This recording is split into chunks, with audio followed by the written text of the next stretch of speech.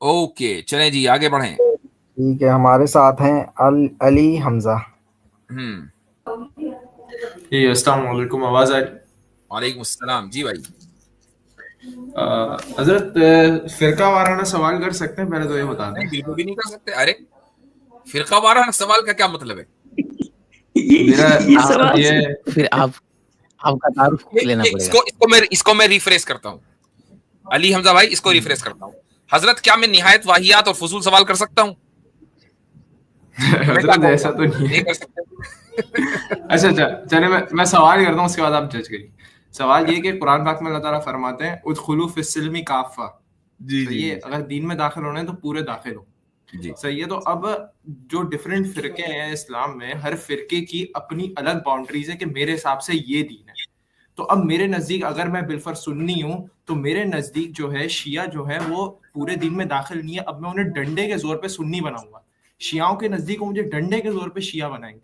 तो इस तरह फिर उदखुलू फिस्सिल्मी काफा में सही कौन हुआ? तो क्या ये अगर जो मैं सुन्नी डंडे हूँ का तो मेरे आपने लिए इजाफा क्या किया है, वाजिब हो गया कि मैं ये जो डंडे का आपने इजाफा किया है, ये कहाँ से किया है? नहीं, तो उदखुलू फिस्सिल्मी काफा ये अल्लाह ताला ने हुक्म दे वो तो दिया ना। है। उदखुलू डंडा फिस्सिल्मी काफा बिल डंडा, ये कहाँ से? ये तो लफ्ज नहीं है ना उसमें कहीं। बिल डंडे, नहीं, तो बिल अगर डंडा दीन तो की लाइग्राफ तरफ, एक दिन से कोई डंडा लफ्ज खत्म हो नहीं रहा है। है। ये ये आप अच्छा डंडे का तो इजाफा अपने घर से लेकर आए हैं। तो इसमें क्या मैं किसी शख्स को जबरदस्ती नहीं ला सकता? जिस तरह अगर मुझे लग रहा है वो पूरे दिन में नहीं है और मेरे वो भाई, मेरे दीन का मजाक होता बना क्या रहा है, है। चूंकि आप मोस्ट लाइकली मुझे लग रहा है कि पाकिस्तान से ताल्लुक रखते हैं। पाकिस्तान के कुछ इलाकों में अगर हालात नासाजगार हैं फिरके वारियत की बुनियाद पर, तो इसका मतलब हरगिज ये नहीं है कि आप इस्लाम को या इस्लामी लिटरेचर को आप मुरीद इल्जाम ठहराएं। ये कुछ अफराद की दिमागी कैफियत तो हो सकती है कि जी वो डंडे के जोर पर दूसरों को मजबूर करना चाहते हैं, ये वो उन अफराद की अपनी दिमागी कैफियत है। उसका ताल्लुक किसी भी इस्लामी लिटरेचर से नहीं है। सही है, सही है, सही है, बेहतरीन बात हो गई। अच्छा, दूसरा सवाल मेरा ये था कि मेरा एक हिंदू फ्रेंड है, उससे मेरा डिस्कस हो रहा था। तो उसने बोला यार कुरान पाक में तुम्हारा अल्लाह फरमाता है कि ला इकराह फिद्दीन, दीन में कोई जबरदस्ती नहीं है कबूल करने के एतबार से। सही है, एक बंदे ने कबूल कर लिया, अब उसे दीन समझ नहीं आ रहा है, वो छोड़ना चाहता है। तो लेकिन फिर इस्लाम उसके ऊपर वो सजाएं क्यों लगाता है कि इसको 3 दिन का टाइम देके फिर इसको कत्ल कर दिया जाएगा? तो मैंने अच्छा बोला कि जी, जी मेरी बात तो सुनिए, मैं जी जी। समझता हूँ ये बात कि मैंने बोला कि वरना सोसाइटी के अंदर हर कोई जो है हमारे इस्लाम को खेल में लेने लग जाएगा, गोला गंडा बन जाएगा इस्लाम का। कोई भी आएगा उठा के इस्तेमाल करके छोड़ के चला जाएगा। तो उसने बोला तो फिर क्या तुम्हारा दीन इतना इतना क्या कहते हैं कमजोर है कि वो तुम्हारी सोसाइटी को कंट्रोल नहीं कर सकता? ठीक उसमें इतना ट्रुथ नहीं है? ठीक। तो मैं उसे इस बात का जवाब नहीं दे पाया। अब मैं जवाब दे देता हूं। इफ यू डोंट माइंड, आप इंडिया के हैं पाकिस्तान के?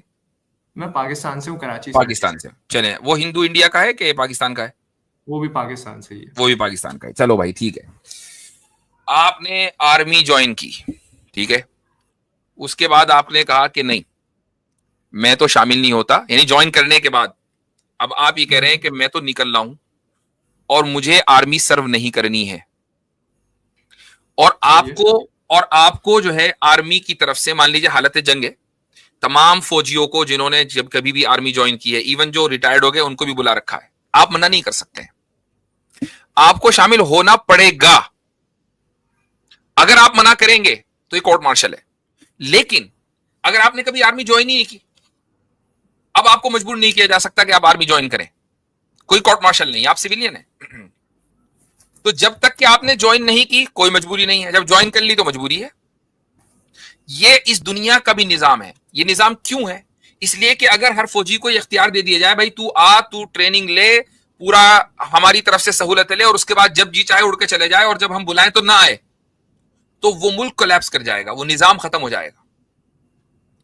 ऐसे ही अगर कोई शख्स जब मर्जी आए इस्लाम में दाखिल होकर, जब मर्जी आए दूसरी तरफ से निकल जाए, तो ऐसी बहुत बड़ी तादाद होगी जो सिर्फ इसलिए इस्लाम कबूल करेंगे कि इस्लाम से निकलना है, ताकि दूसरे लोगों को अपने साथ खींच के ला सके। जो कमजोर लोग हैं, मुनाफिकीन इसी तरीके से इसीलिए इस्लाम कबूल करते थे कि हम करेंगे, एक दरवाजे से दाखिल होंगे, दूसरे दरवाजे से निकलेंगे, ताकि दो चार हमारे साथ कमजोर किस्म के लोग भी मुतासिर होकर निकल कर आ सके।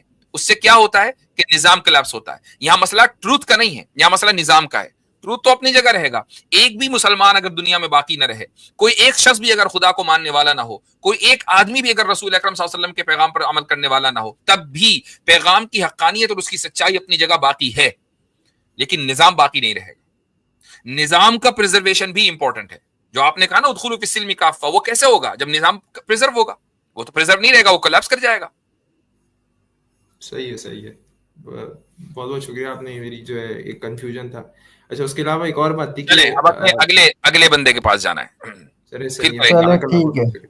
बहुत शुक्रिया।